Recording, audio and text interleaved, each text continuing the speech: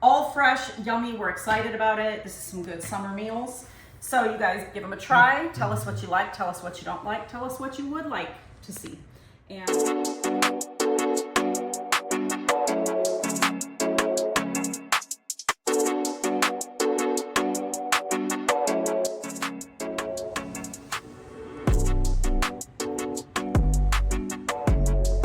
okay. Woo. That looks good. well, howdy. Amy coming at ya. Let's meal prep. I'm in front of the camera today. Paul is behind. Hey. So apparently we were feeling Mexican food-ish. We haven't been going out to eat much the last couple weeks. Maybe we're just missing our Tex-Mex. I don't know.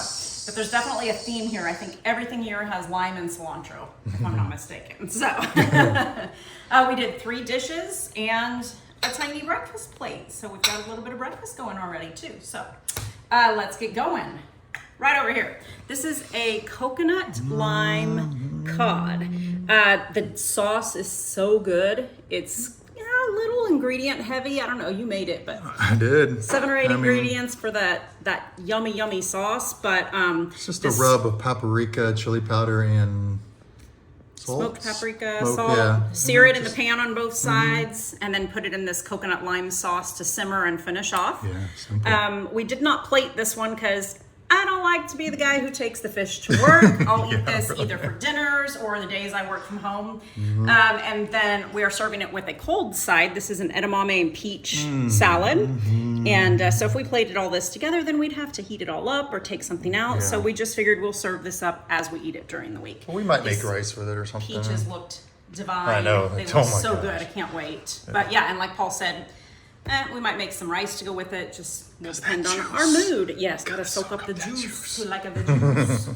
Up here in the front, we've made this dish so many times, but we changed it up a little bit and made this lovely vegetarian dish into a not vegetarian dish. So this is a quinoa enchilada bake.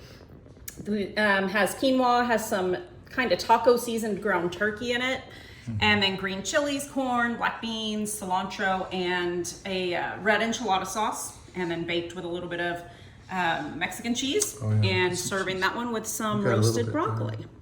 Since we had the oven going for everything, we decided to go ahead and roast the broccoli instead of steaming it this week. So, all right, over here, I'm really excited about this one, even if it is going to be a little bit spicy for me. Another enchilada dish, but this one's traditional rolled enchiladas. This one is a black bean and spinach and mushroom enchilada with a green chili cream sauce. Yeah, that's right. Yeah, you added. They quit carrying, H-E-B quit carrying our favorite green enchilada sauce. So we're trying out their Mi Tienda brand, and we did the same with the red.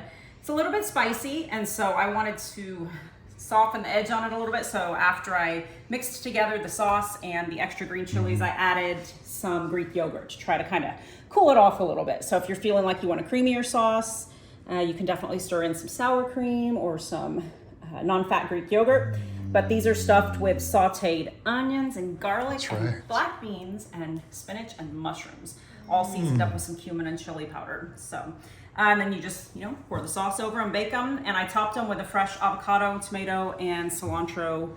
What do we want to call that? Salsa, kind of. Yeah. I didn't want to add onions or anything to it. Simple avocado salsa, yeah. Whew, it's already a little spicy for me. Paul will add hot sauce to it. So, and then we wanted to add some more veggies to this one, and did our cauliflower rice, Mexican rice. So, thing about cauliflower rice, we used to buy the cauli bits in the produce section. Loved those, nice fine chopped. They have them in the freezer section too. We don't care for those too much because they put out a lot of liquid. It's like they've got ice on them or something. So then we started buying our own cauliflower, and we'd run it through the food processor to get it all cut up. Makes a huge mess. So we just started cutting up a head of cauliflower. Paul just cuts it up. On his patient days, we get smaller little bits. On days like today, there's some kind of big ones in there, but still works, tastes just the same. So, and it's cheaper. Yeah, it's cheaper just to buy a head of cauliflower for $1.50. Yeah. $2. And the bags are like $3.98. Yeah, each. Yeah. So if you don't mind exactly. taking 5 minutes to cut up the head of cauliflower, getting my veggies mixed up today. Takes 2 minutes, Yeah, guys. it just takes no time at all. So, and finally, we have not done this in a long time. You haven't heard us say it'll wilt down. But I made waffles yesterday and had a couple left over for breakfast today and thought, ooh, we should have some sausage with them. So when I got up this morning, I made a batch of ground turkey sausage, just the turkey and a whole bunch of spices. I did the 93%, 7% fat, mixed the spices in, cooked it. We had 4 for breakfast, 2 each. Yep. And then put the rest in these bowls. So bed of spinach, I sprinkled a little bit of salt on it, and then throw the spinach and the sausage and some boiled eggs in there. And then when you're ready to eat it, just cut into those eggs a little so they don't blow up in the microwave, and heat it up for about a minute. Probably about a minute. Put your salt and pepper on it. That spinach will wilt down a little, and you've already gotten a serving of veggies in at breakfast. Look at you go. So so we're good. We've got meals figured out for the next few days. Seems like it should last longer than that. Like this should be 2 weeks later, but it's not. We just keep eating. So anyway, all fresh, yummy. We're excited about it. This is some good summer meals. So you guys give them a try. Tell us what you like. Tell us what you don't like. Tell us what you would like to see. And we'll see if we can cook it up for you, okay? Awesome. Hope you guys have a great week. Bye. All right, take care, guys.